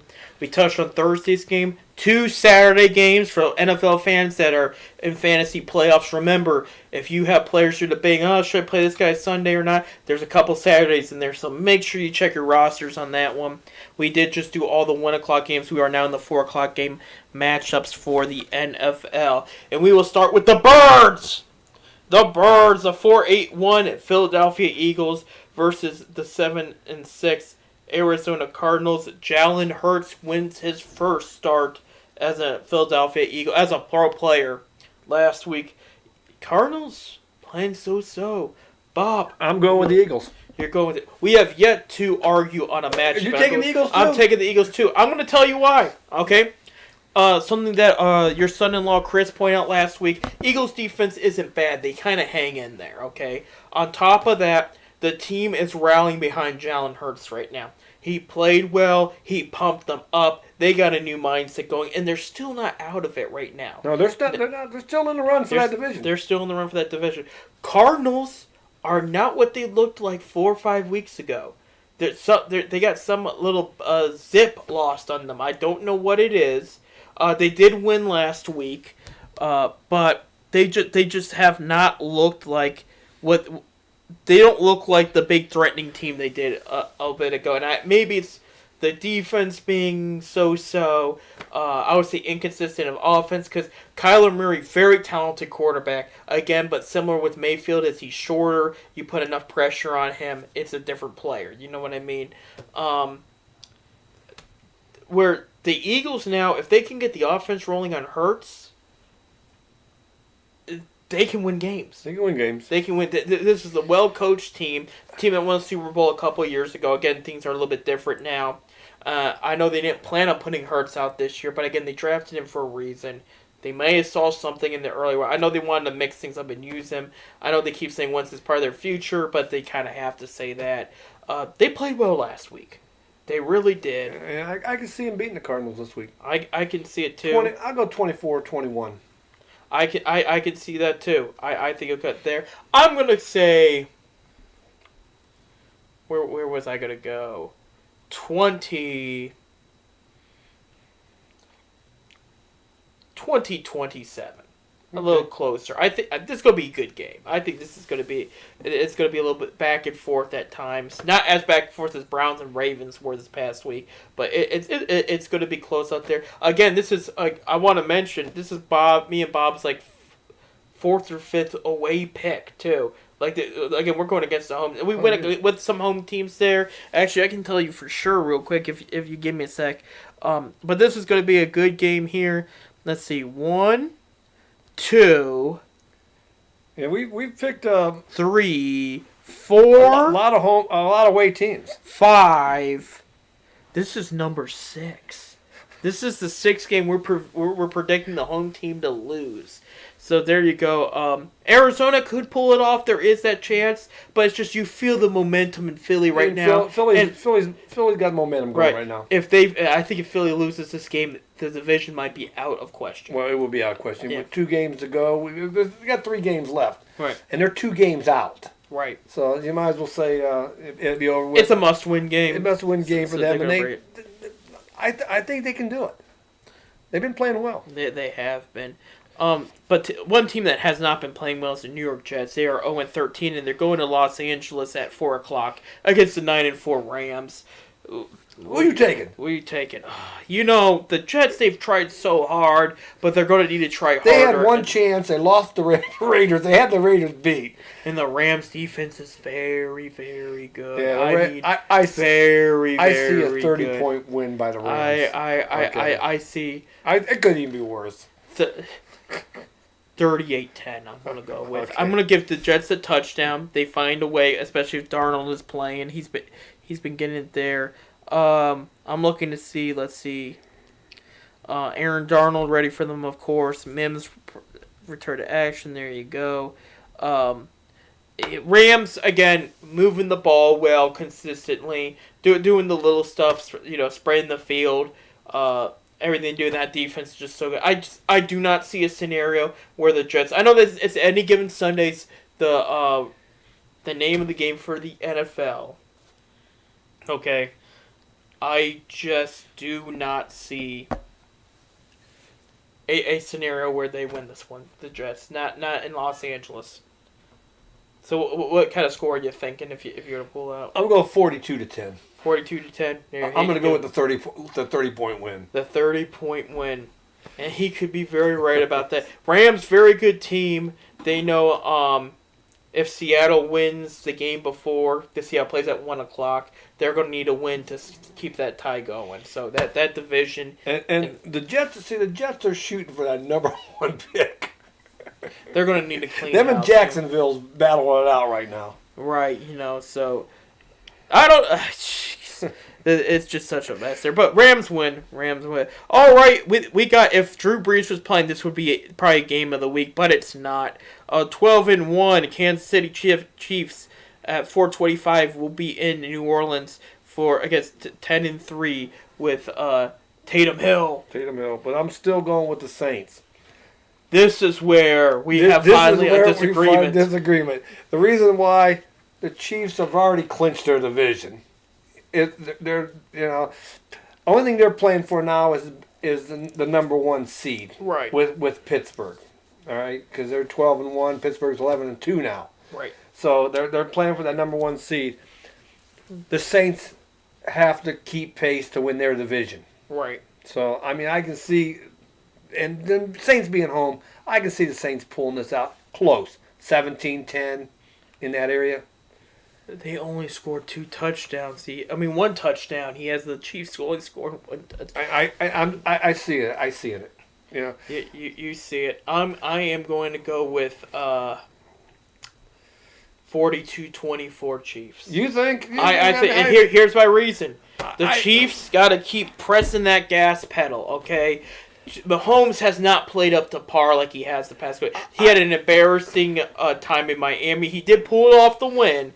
He did. Saints have a solid defense. Offensively would be way better if there was Breeze. Hill runs the ball well, but that's about it. I think that defense contains him. I think Mahomes goes off. He needs a game to go off, just like Lamar Jackson was overdue for one this past weekend. Mahomes is overdue for one. Mahomes settles the score rate. I just think you got a team that you're 5 games up with 3. You already won the division. You already clinched your division. Right.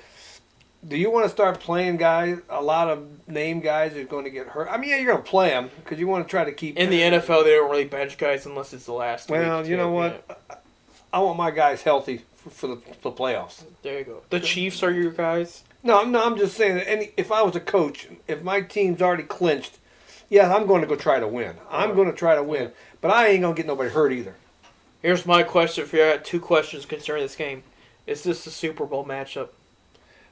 Possibility.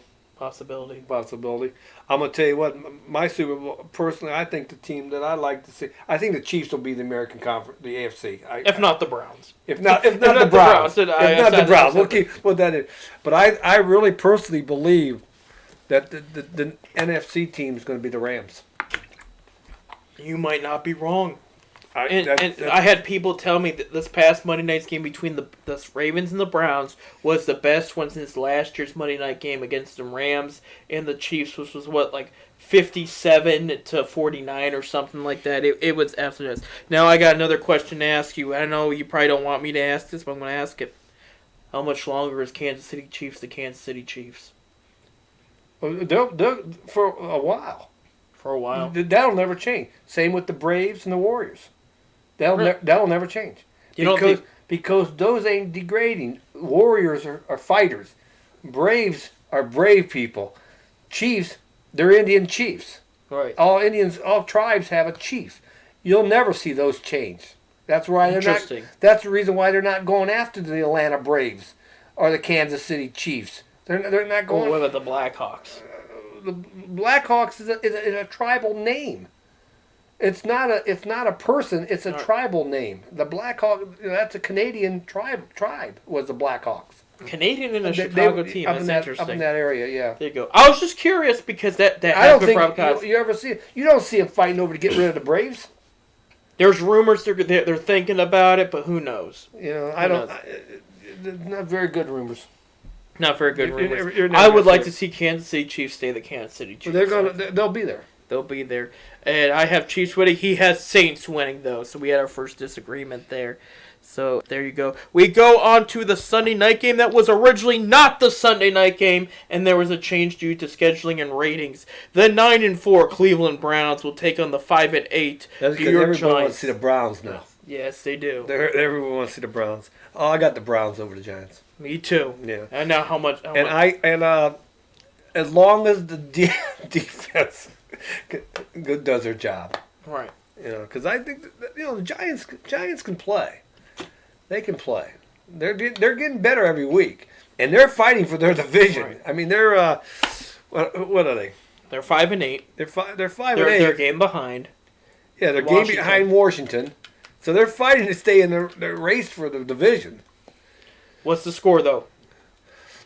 I'm gonna go Browns 37, Giants 30. You think it's going to be close? I think it's gonna be close. I'm going Giants 24, Browns 42. Here's reason being, Giants offense is bad. It's bad. I know they're bad, but I'm sorry. The Browns defense scares me at times. It does. The difference I've seen is plays where they go up, they run. Teams will run the ball up the middle with the Browns, and it seems like they grab the guy and the guy's gone. Exactly. They don't make the tackle. I think the defensive line is going to bring the pressure. It's going to disrupt a lot of Daniel Jones' vision and his general air, his pocket. When we seen that against Baltimore, they was on top of what's his name, and he got the ball out. And next thing you know, they caught the ball because there was nobody there. They was all going after. It's Lamar Jackson for you. He's not Daniel Jones is a statue. He doesn't move the ball. I know what you're trying to say. I know. I just worry about the defense. Okay. I know, but I think this is a this. I think they got enough to win that. I think Mayfield. We got the offense that's going to score some points. The offense is going to score. Giants defense will not be easy on them, but they're going to find a way to score like they did against the Ravens defense. That's the one thing I will say is this Brown offense has done very well against overall great defenses. The only one they didn't do so hot at is Ravens the first time and Steelers the second time.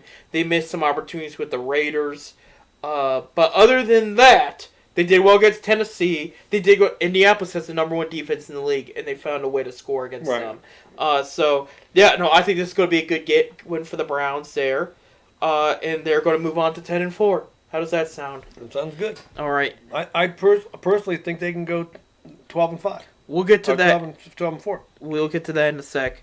We'll go to Monday night game.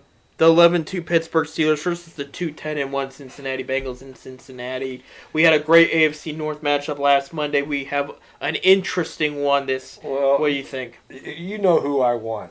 I know who you want. But it ain't going to happen. It ain't the gonna Steelers happen. going to kill them. Right. You know, especially after coming off 2 losses in a Right. row. Okay. I'd like to. I say 37-10. I'm going to say 38-10. I got that score. 5 touchdowns and a field goal for Pittsburgh. I'm going to tell you, if Joe Burrow was playing, I would have picked the Bengals. I'm going to tell you, if Burrow was in there these last couple games, the Bengals probably would have won. Right. I would have gone with the Bengals because Burrow can move that ball. He's a pro quarterback, though, no doubt about it. He's a great quarterback.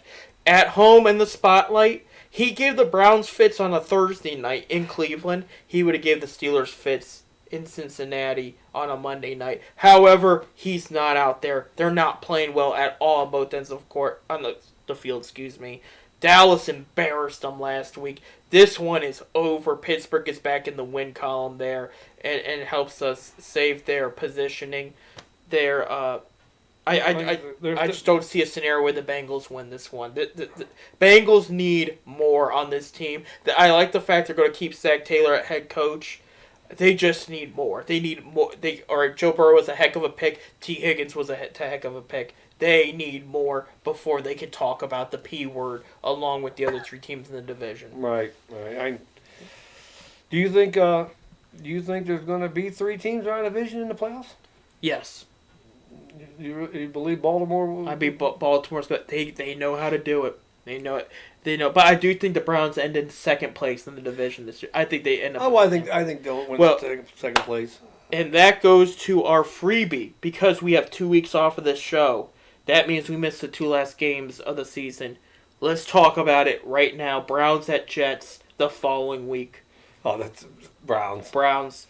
By how much you're thinking? Again, this is assuming they've beat the Giants in our prediction. Let's go 38-12.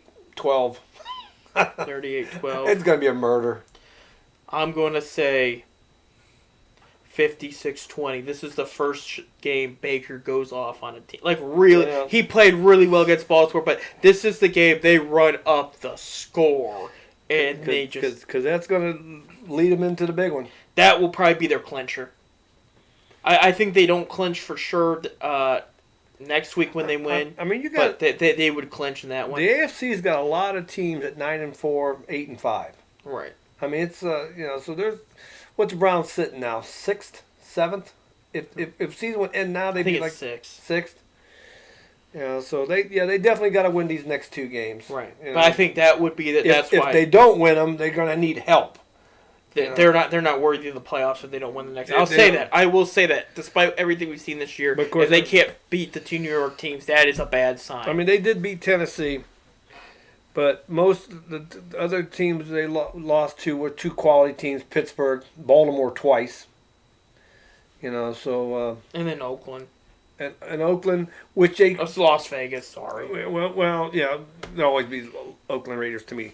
But anyway, they had Oakland beat or Las Vegas beat. Yeah. They had them beat. They let that game get away from them, and they knew that. They did. They But learned from it. Now we got to talk Week 17 in Cleveland against Pittsburgh. It's a 1 o'clock game. If there was prime time on Sunday, there's no Sunday night games in the last week. Right. They would probably move this one to Sunday night. What do you have? well, you know what I want, but I'm gonna. It's gonna come down to how Pittsburgh's setting up with the Chiefs for the number 1 seed. Right. Okay, it's going to come down to that. We know the Browns, if they get there, they'll be in the playoff. They'll be the number 2 seed. They'll probably be 2 games behind Pittsburgh. Pittsburgh's probably going to be, right now they're 1 game behind Kansas City. They can't afford a loss. Kansas City can't afford a loss. Going into that one, it's probably going to... Pittsburgh plays Indianapolis too. Yeah, so they play Indianapolis? The last no. Let's see. Wait, they play Bengals. They play the Bengals. Oh, they play Indianapolis next week. You're right. Yeah. The following week. It's probably going to boil down, like I said, if it's the way it is set now, they're going to need that win. And I look for Pittsburgh to win it in Cleveland. Of course, every time I pick Pittsburgh to win, they lose for me. 45-42 Browns win. It's another shootout like they did with the Ravens, but this time they finish it off. They send the fans home happy. It's the fans. He goes 12-4. His rookie coach. I can see the Steelers win 41-38. It's going to be close. It's going to be close. But it all depends. It's going to come down to if Pittsburgh is still in the running for that, the number 1 seed, because the number 1 seed gets a first round bye. Right. Right. And right now Kansas City's got that number 1 seed, so it's going to be like I said, they're both going in for a tie.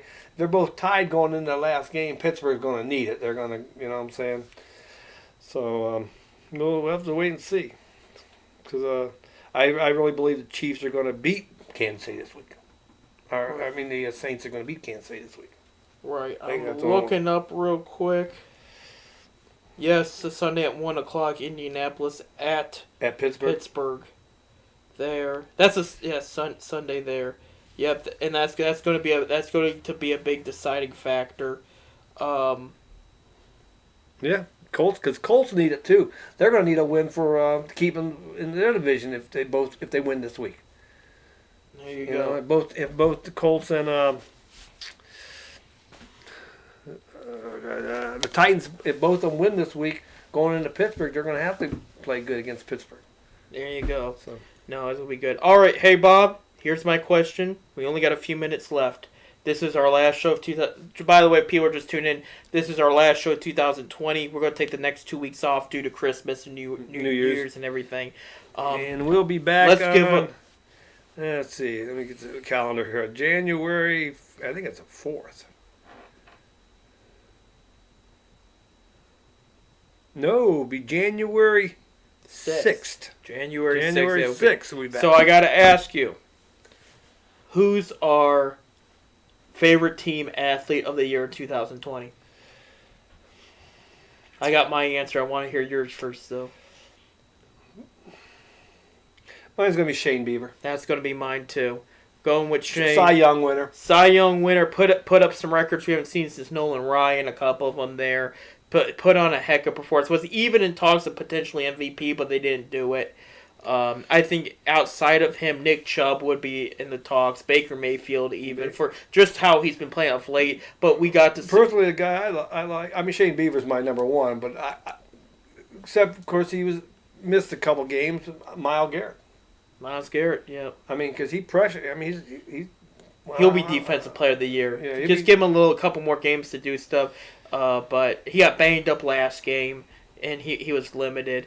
Because I'm also going to put in Trevor Bauer. Yeah, because the Reds. My Reds. There you go. But I'm gonna pick Bieber, Bieber, over. I'm going to take Bieber overall. There you go. Who you feel for Coach of the Year? Oh, Kevin Stefanski. I will agree. There's a case to me for Sandy Alomar after everything went through. After but what he did, yeah. After coming in, taking over, had a winning 500 record as a Right. winner, got him to the playoffs. I mean, yeah, he gets a but couple votes. 15 years of misery, and we finally see some common sense in that Browns locker room. You know what I mean? Yeah, I know. So I got to go with Kevin Stefanski too. What should our play of the year be? Wow. I don't know. I'm gonna go with Donovan Peoples-Jones catching that touchdown against Cincinnati with 15 seconds left. Yeah, You know that was Yeah. a big one. because I'm gonna be honest with you, I haven't watched a lot of football this I know. year. Well, that was for I- any sports, you know. Yeah, I I know. will say game because we couldn't go to many games this year. This was a very unusual, hopefully the last of its kind of year. But I will say favorite game I witnessed was against the Miami Heat in Cleveland, who the Miami Heat went on to win the Eastern Conference Finals. And me and you and Billy, my brother Bill. we went up and we saw the Cavaliers and Kevin Porter Jr. take out the Heat. Played very well. Porter dropping 31. I think one of my side games was the Zips beating Kent State. Oh, that was great. That was great. And they play on. By the way, that's the other thing. They play on this weekend. This week, This Saturday. This Saturday, 2:00. I think that's disrespectful to the rivalry. You're going to kick things off like that. You're opening the max season with Kent State. That's like opening Duke and North Carolina against each other. Usually- It makes usually or Ohio they're- State and Michigan. Usually they're in the middle and at the end. Yeah. You know, but they're opening up with Kent State, probably the biggest rivalry next to Duke and North Carolina, Right. or Ohio State and Michigan in football. But I don't know. I don't like it, but Akron beat them. Akron is 1-1 right now. They lost to St. Bonnie yesterday, which St. Bonaventure is a good team. They did beat Centerville their first game, was it 94-40 or something like that. So they're 1-1 going into this Kent State game. Of course, like things all changed. You know, we're season ticket holders. We can't even go to the games. Right. It's, And I hope this is over soon. I do too, and I think hope we're the seeing new a trend. year brings a lot better than what 2020 was. Oh, 2020 was a joke. And I'm one of those guys, I don't go by, I don't go by, this year, yesterday. I always go by, time is time, but this year did suck. You think This about year, it. I'm with the people on this one. This You year think was about horrible. it. We lost the Rubber Ducks. We lost Zips football. Rubber Ducks will win to the championship too this year. We lost going to Cavalier games. You know, we Browns games. Of course, they're letting 12,000 people in That's there. not even a quarter of the attendance. You though. couldn't even get a ticket if you wanted to go with those 12,000 because those are all the season ticket holders get those first. So running $300 per ticket. and so we lost a lot. And you know, me and you were up at the games a lot. You know, we go to a lot of games, Right. Cleveland games, Rubber Ducks games, Zips games. You know, we go over to Kent State. But All right. we just said bad year. It's bad, yeah. Bad. Hey, we got to wrap it up. Real quick, I want to send out a Merry Christmas, Happy New Year to Roger McLean, Bob, who's directing us today, CJ Smiley, for being a great cameraman and producer and whatnot, and engineer and everything. To you, Bob. To you, Seth. Merry Christmas. Thank you. Happy New And to Year. you guys, everybody, stay safe, stay warm. Go Browns, go Buckeyes, go Indians, go Cavaliers, everybody. We will see you in 2021, and it'll be a better year. And Zips, too. Zips too. Let's go. Good night, everybody. Good night, everybody.